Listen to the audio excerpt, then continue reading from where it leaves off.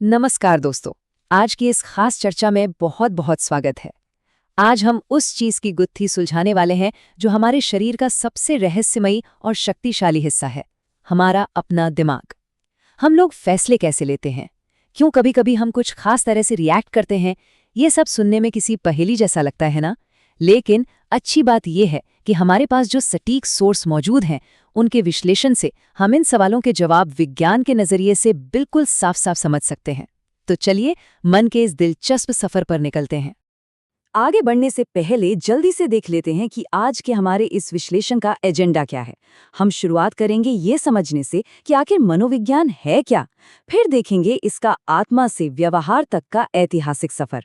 उसके बाद इसकी मुख्य शाखाओं पर नजर डालेंगे, साइकोलॉजी और साइकियाट्री के बीच के फर्क को समझेंगे और अंत में कुछ बेहद मजेदार फैक्ट्स के साथ साथ हमारी रोजमर्रा की जिंदगी में इसके इस्तेमाल पर भी चर्चा करेंगे। तो पहला भाग है मनोविज्ञान क्या है।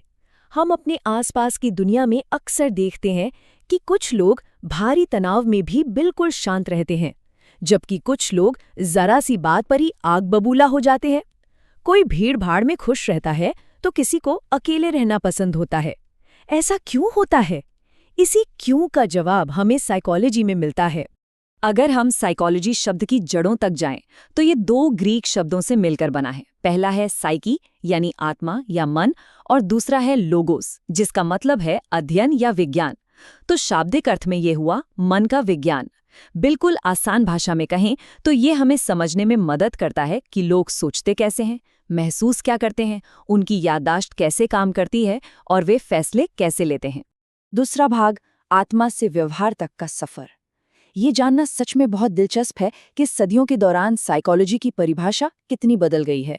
ये महज एक दार्शनिक सोच से शुरू होकर आज एक पक्का विज्ञान कैसे बन गया, इसकी कहानी एकदम किसी फिल्म जैसी है। इसके इतिहास के कुछ अहम पन्नों को पलटें तो साल 1590 में सबसे पहले रुडोल्फ गोकेल ने इस शब्द का इस्तेमाल किया था। 16वीं सदी में इसे बस आत्मा का विज्ञान मानकर फिलॉसफी का हिस्सा माना जाता था। फिर 1879 में एक बड़ा बदलाव आया। विल्हेल्म वुंट ने जर्मनी के लिप्जिग में दुनिया की पहली साइकोलॉजी लैब खोल दी। बस यहीं से ये एक आज़ाद विज्ञान बन गया। भारत की बात करें तो 1916 में कलकत्ता यूनिवर्सिटी में पहला डिपार्टमेंट खुला, और आज हम इसे मुख्य रूप से व्यवहार के विज्ञान के रूप में जानते हैं। और इसी बड़े बदलाव को व्यवहारवाद के संस्थापक जॉन बी वॉटसन का एक मशहूर कथन बिल्कुल सटीक तरीके से समझाता है। उन्होंने कहा था, मनोविज्ञान व्यवहार का निश्चित या शुद्ध विज्ञान है। ये कोट इस बात पर जोर देता है कि मनोवैज्ञानिकों ने अनदेखी आत्मा को छोड़कर उस व्यवहार का अध्ययन करना शुरू कर दिया जिसे बाकायदा देखा और मापा जा सकता था।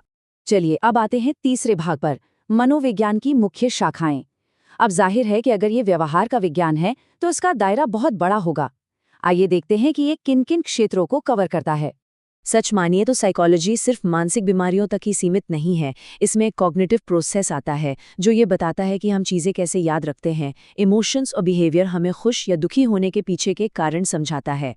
पर्सनैलिटी और डेवलपमेंट है। सोशल साइकोलॉजी है जो हमारे रिश्तों की उलझनों को सुलझाती है। यहाँ तक कि क्रिमिनल या फॉरेंसिक साइकोलॉजी भी है जो अपराधियों का दिमाग पढ़कर कानून की मदद करती है। मतलब ये हमारी जिंदगी के हर पहलू से जुड़ी हुई है। आगे बढ़ते हैं भाग 4 पर, साइकोलॉजी बनाम साइकियाट्री। इन दो शब्दों ने अक्सर लोगों को बहुत कंफ्यूज किया है।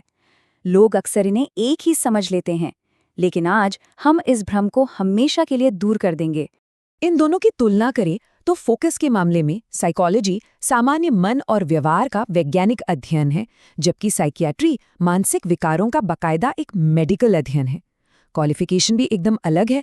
एक साइकोलॉजिस्ट के पास एमए या पीएचडी होती है, जबकि साइकियाट्रिस्ट एक प्रॉपर डॉक्टर होता है जिसने एमबीबीएस के बाद साइकियाट्री में एमडी की होती है। और सबसे बड़ा फर्क है इलाज के तरीके में। साइकोलॉजिस्ट बातचीत या थेरेपी से इलाज करते हैं, लेकिन एक साइकियाट्रिस्ट बातचीत के साथ साथ दवाइयाँ भी लिख सकता है। अब आते हैं हमारे 5वें भाग पर, कुछ बेहद रोचक मनोवैज्ञानिक तथ्य। थ्योरी तो बहुत हो गई, अब जरा उन मजेदार फैक्ट्स की बात करते हैं जो सीधे तौर पर हमारी रोजमर्रा की जिंदगी में लागू होते हैं। एक नंबर है 150। क्या आप जानते हैं ये क्या है? रिसर्च बताती है कि 150 वो अधिकतम संख्या है जितने लोगों के साथ हमारा दिमाग एक समय में करीबी और सार्थक रिश्ते बनाए रख सकता है। तो भाई भले ही सोशल मीडिया पर हजारों फॉलोअर्स क्यों न हो, लेकिन असल मायने में हमारा दिमाग 150 से ज्यादा लोगों के साथ गहरा जुड़ाव हैंडल ही नहीं कर सकता। है ना दिलचस्प? अब बात करते हैं क्लासिकल कंडीशनिंग की। कभी ऐसा हुआ है कि किसी खास चीज को खाकर तबीयत खराब हुई हो और अगली बार सिर्फ उसकी महक से ही उल्टी जैसा लगने लगे? ये हमारे दिमाग की एक ट्रिक है जिसे इवान पावलोव ने क्लासिकल कंडीशनिंग कहा था। दिमाग उस खाने की गंध को बीमारी से जोड़ देता है ताकि हम दोबारा उसे खाकर बीमार ना पड़े।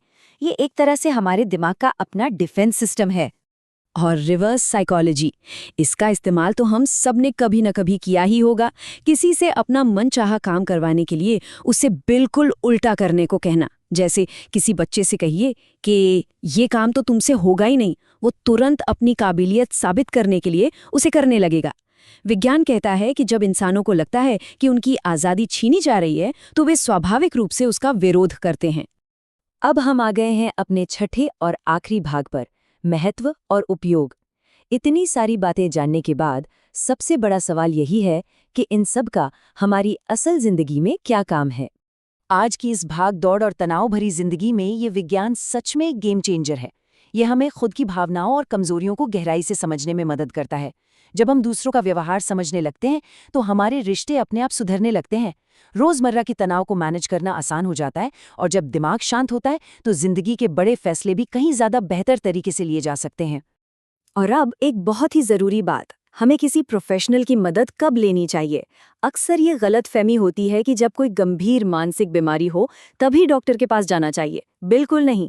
अगर लगातार तनाव बना हुआ है, नींद नहीं आ रही है, ओवरथिंकिंग हो रही है, रिश्तों में दरार आ रही है या कोई पुराना दर्दनाक अनुभव पीछा नहीं छोड़ रहा है, तो ये बिल्कुल सही समय है प्रोफेशनल मदद लेने का। सही वक्त पर ली गई सलाह जिंदगी को पूरी तरह से बदल सकती है। तो दोस्तों, इस पूरी चर्चा को समेटते हुए अंत में एक बड़ा सवाल है, क्या हमने वास्तव में मानव मन को पूरी तरह से समझ लिया है? सच तो ये है कि मनोविज्ञान ने हमें इंसान के बारे में बहुत कुछ सिखाया जरूर है, लेकिन हमारा दिमाग इतना पेचीदा है कि इसमें हर दिन कुछ नया खोजने को मिल जाता है। इंसान के दिमाग को समझने का ये सफर कभी खत्म नहीं होने वाला। मुझे उम्मीद है कि आज के इस विश्लेषण ने मानव व्यवहार को समझने के लिए एक नई जिज्ञासा जरूर जगाई होगी।